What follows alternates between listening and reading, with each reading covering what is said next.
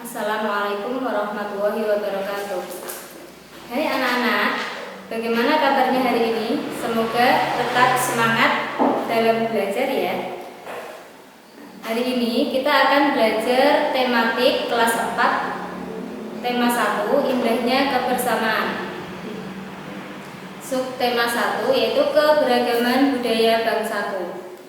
Anak-anak tentu sudah tahu, negara kita adalah negara yang banyak keberagaman, baik itu keberagaman suku, bangsa, budaya, adat istiadat, agama, bahasa, dan masih banyak lagi.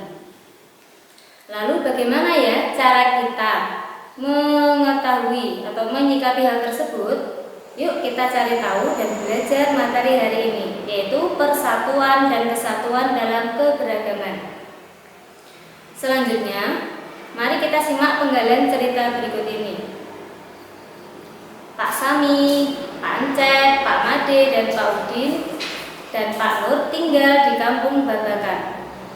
Mereka berasal dari suku yang berbeda-beda. Mereka juga mempunyai kesukaan makanan yang berbeda-beda. Makanan kesukaan mereka adalah makanan khas daerah masing-masing. Mereka juga sangat ahli memainkan alat musik dari daerahnya masing-masing. Mereka menggunakan bahasa Indonesia sebagai bahasa sehari-hari, meskipun masih sangat berpengaruh dengan bahasa atau logat dari daerahnya masing-masing. Nah, anak-anak, itu tadi merupakan salah satu contoh keberagaman yang ada di masyarakat Indonesia. Meskipun berasal dari suku yang berbeda, namun mereka bisa hidup dengan tentram dan damai. Ternyata perbedaan bukanlah menjadi penghalang bagi mereka untuk melakukan kegiatan bersama. Apakah anak-anak tahu contoh kegiatan yang dapat mempererat persatuan dan kesatuan? Yuk kita simak penjelasan berikut ini. Contoh kegiatan yang dapat mempererat persatuan dan kesatuan, yang pertama adalah gotong royong. Contohnya misalnya membangun jembatan, membersihkan jalan, atau kerja bakti di lingkungan masyarakat. Yang kedua, ada pertukaran kesenian daerah. Misalnya, ada pertunjukan Reok Ponorogo. Reok Ponorogo berasal dari Jawa Timur. Nah, Reok Ponorogo tadi itu bisa tampil di daerah lain, misal di Jawa Tengah, di kota Semarang. Begitupun sebaliknya. Misalkan ada tarian dari khas daerah Semarang yang tampil di daerah lain. Yang ketiga, dengan mengadakan festival makanan tradisional. Contohnya misalnya mengadakan pameran makanan tradisional, mengadakan festival kuliner tradisional. Nah, saat festival ini biasanya para peserta akan menjajakan atau menyajikan makanan khas dari daerah mereka masing-masing. Nah, demikian tadi itu adalah cara-cara ya atau contoh yang dapat mempererat persatuan dan kesatuan. Dari pembahasan tadi, apakah anak-anak sudah tahu apa sih yang dimaksud dengan persatuan dan kesatuan? Simak penjelasannya ya. Persatuan dan kesatuan berasal dari kata satu, yang bermakna tidak bercerai atau utuh. Dalam pepatah disebutkan, bersatu kita teguh, bercerai kita runtuh. Persatuan juga dapat diartikan kumpulan-kumpulan bagian yang dipersatukan. Sekarang, apakah anak-anak tahu contoh sikap menjaga persatuan dan kesatuan? Nah, simak penjelasannya ya. Contoh sikap menjaga persatuan dan kesatuan di lingkungan keluarga, misalnya saling membantu antar anggota keluarga, saling menyayangi antar anggota keluarga. Kemudian, contoh sikap menjaga persatuan dan kesatuan di lingkungan masyarakat, misalnya kerja bakti, membangun tempat ibadah. Terus, contoh sikap menjaga persatuan dan kesatuan di lingkungan sekolah. Nah, ini cara paling gampang. Tidak membeda-bedakan dalam memilih teman. Terus bermain bersama teman ya.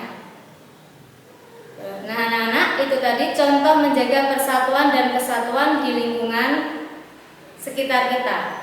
Apakah kalian sudah paham? Mudah-mudahan paham ya. Nah, sekarang apakah kalian sudah tahu manfaat dari menjaga persatuan dan kesatuan? Simak penjelasannya ya. Manfaat persatuan dan kesatuan: yang pertama, terciptanya hidup rukun. Yang kedua, menumbuhkan rasa persaudaraan. Yang ketiga, pekerjaan menjadi ringan. Itu tadi sedikit pembahasan tentang persatuan dan kesatuan, juga keragaman yang ada di sekitar kita. Selanjutnya kita akan membahas tentang gagasan pokok dalam sebuah paragraf, di mana gagasan pokok ini akan selalu berdampingan dengan gagasan pendukung, yang artinya setiap ada gagasan pokok selalu ada gagasan pendukung di dalamnya ya. Kalian pasti sudah sering membaca misalnya buku cerita, dongeng, majalah, koran, atau pelajaran kalian sehari-hari.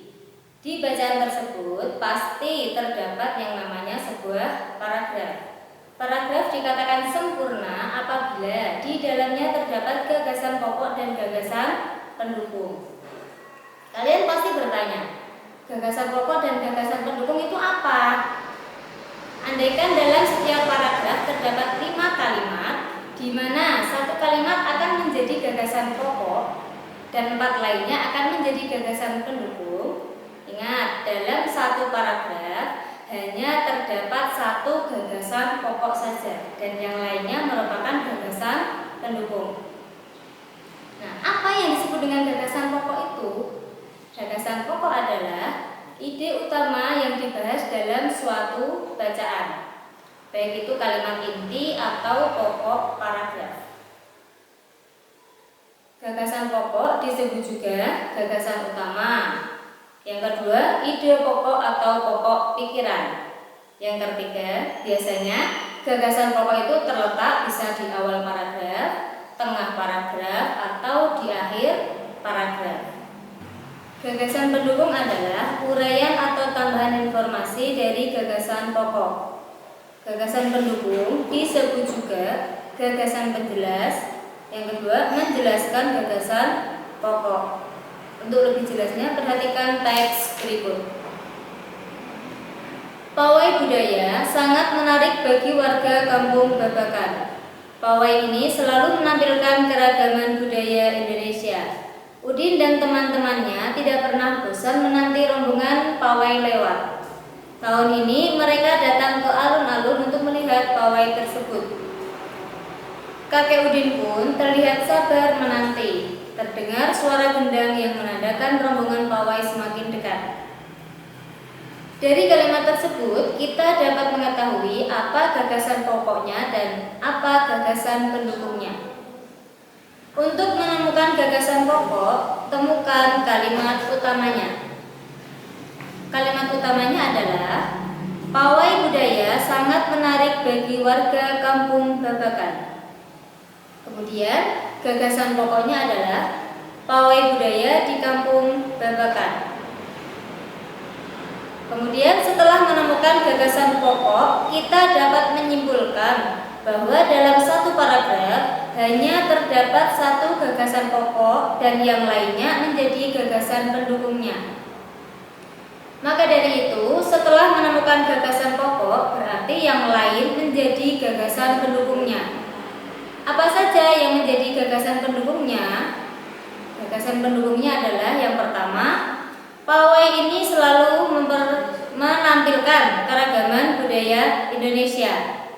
Udin dan teman-temannya tidak pernah bosan menanti rombongan pawai lewat. Yang ketiga, tahun ini mereka datang ke alun-alun untuk melihat pawai tersebut. Yang keempat, kakek Udin pun terlihat sabar menanti. Yang kelima, terdengar suara gendang yang menandakan rombongan pawai semakin dekat. Bagaimana? Mudah bukan untuk menentukan gagasan pokok dan gagasan pendukung dalam suatu teks bacaan? Selanjutnya kita akan membahas tentang bunyi. Sebelum kita ketahui tentang bunyi, mari kita simak alat-alat musik tradisional berikut yang bisa mengeluarkan bunyi. Yang pertama, ada gonang, ada kolintang, ada bende atau gong, kemudian ada sasandu. Dan masih banyak lagi alat musik tradisional lainnya yang dapat menghasilkan bunyi atau suara. Kenapa benda-benda tersebut dapat menghasilkan suara atau bunyi? Karena benda-benda tersebut dimainkan. Seperti sasandu dimainkan dengan cara dipetik, sehingga dapat menghasilkan suara atau bunyi. Kemudian gonang dan kolintang itu dimainkan dengan cara dipukul sehingga bisa menghasilkan bunyi. Kenapa dapat menghasilkan bunyi? Karena benda-benda tersebut menghasilkan gerakan atau gelombang suara yang disebut gelombang longitudinal. Bunyi dapat dihasilkan dari benda yang bergetar, sehingga benda yang dapat menghasilkan bunyi disebut dengan sumber bunyi. Apakah bunyi itu? Bunyi adalah pemampatan mekanis gelombang. Dan gelombang longitudinal adalah gelombang yang arah getarannya sama dengan arah rambatnya. Untuk mendengar bunyi kita memerlukan yang namanya medium atau media, ya. Media adalah atau medium adalah zat perantara perambatan bunyi. Jumlahnya itu ada 3. Yang pertama dari zat padat, contohnya batu, kayu, besi, dan lain sebagainya. Untuk perambatan perambatan bunyi yang kedua yaitu dari zat cair, contohnya melalui air. Dan zat perantara yang ketiga atau media yang ketiga adalah gas, atau contohnya adalah udara. Nah, zat-zat tersebut merupakan perantara bunyi sehingga bunyi dapat terdengar sampai telinga kita.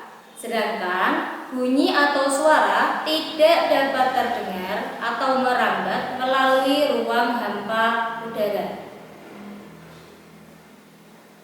Tahukah kalian, Indonesia terdiri atas banyak pulau, berbagai suku, pakaian, tarian, agama, dan bahasa.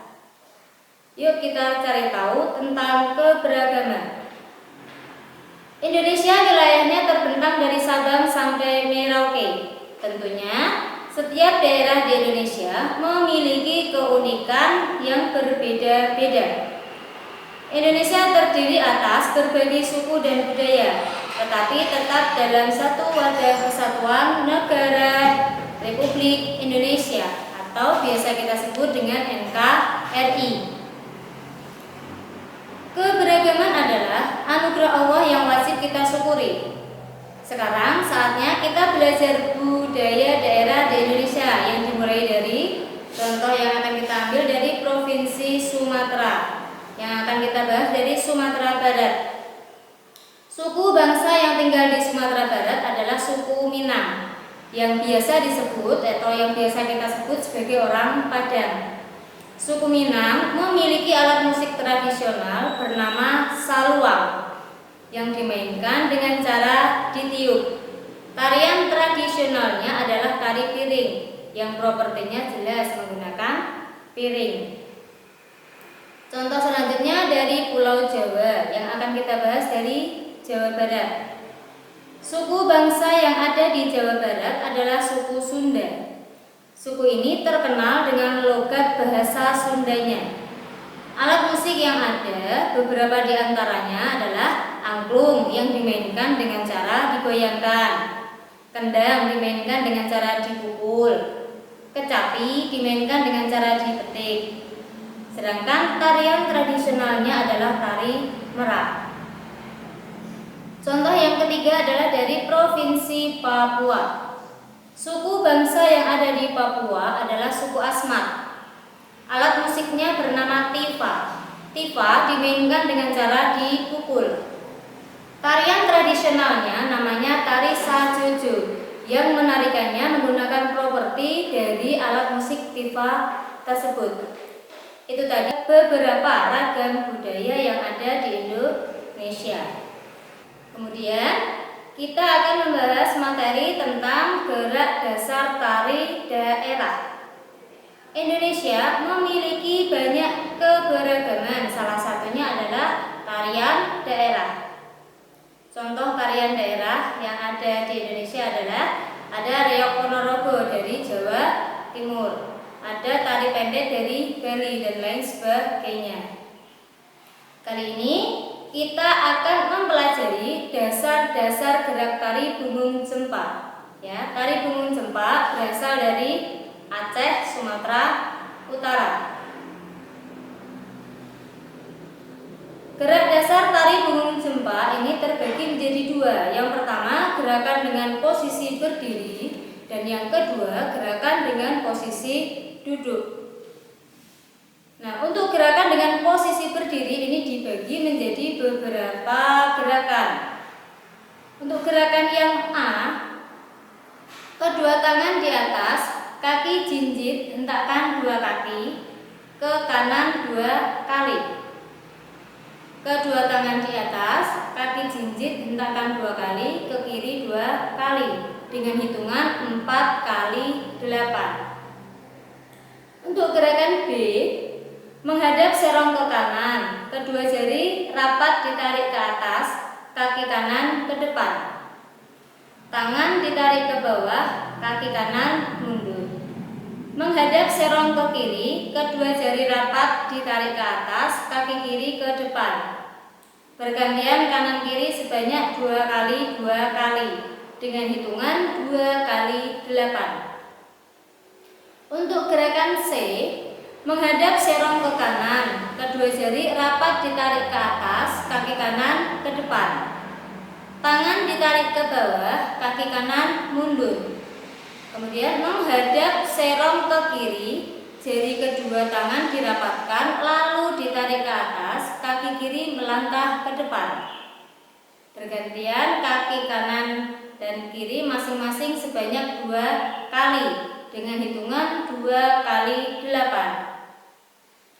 Untuk gerakan D, kedua telapak tangan saling berhadapan, dibalik ke kanan dan ke kiri bergantian.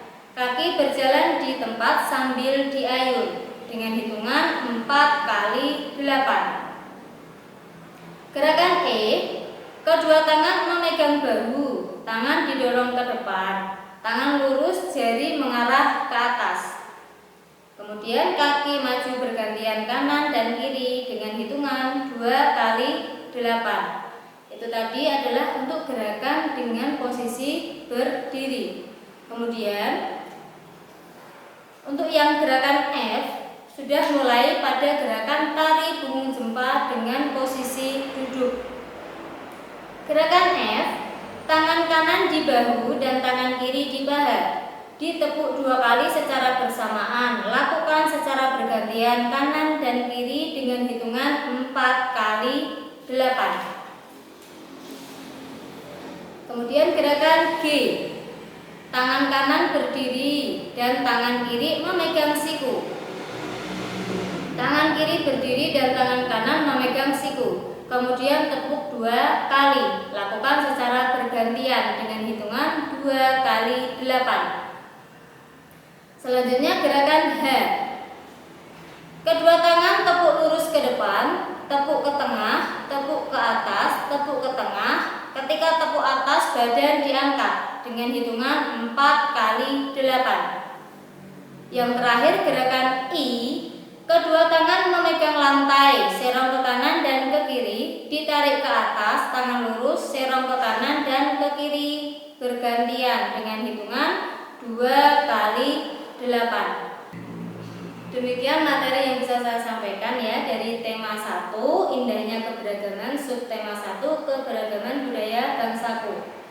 Saya akhiri. Wassalamualaikum warahmatullahi wabarakatuh.